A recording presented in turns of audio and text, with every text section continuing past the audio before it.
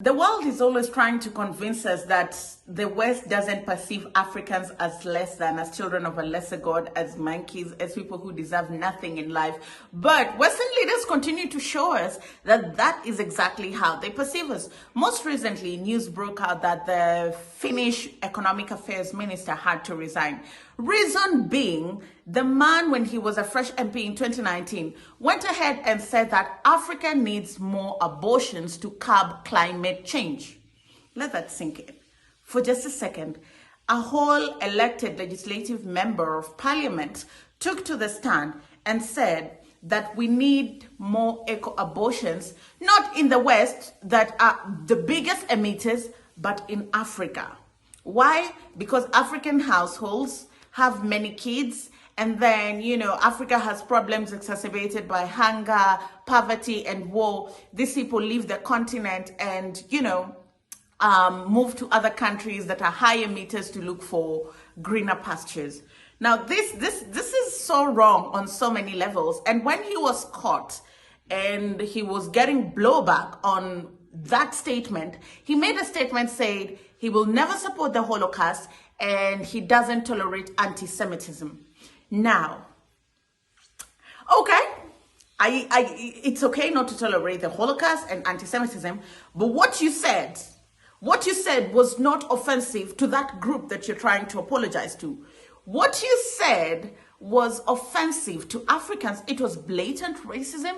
It was disrespect. It was you looking down upon Africans. It was you looking at Africa from your white savior mentality, but not even from a white savior mentality. It's you're on such a high pedestal and you think that all Africans do in 2019 is sire kids day in, day out. It might surprise you to know that African households are not having as many children as you would perceive. African households are not having 19 children, 20 children. Majority of African households have 2 children, maximum 4 children. Because guess what? Your education has reached the continent. We are now beginning to understand the correlation between having children and giving them a quality life. The cost of living and the standard of living are affecting the number of children that we're choosing to have, So Africans want to have a better quality of life. And also, to be very honest, children in Africa have nothing to do with global warming and climate change. It is you and your Western counterparts that continue to mass produce and emit into the air masses and masses of dangerous, emission gases into the air. And guess who bears the brunt for this? Africa. Why? Because most of the agriculture that we do is dependent on rain-fed agriculture.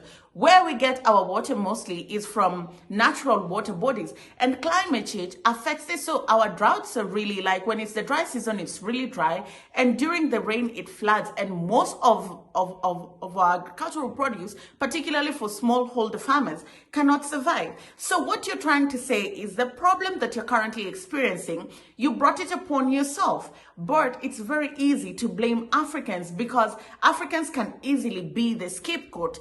I don't know what the obsession with the West and Africa's population really is, but to hear somebody, because you just wouldn't put anybody into office, somebody who has an education, who went ahead and become the economic affairs minister, say that we need more abortions in Africa.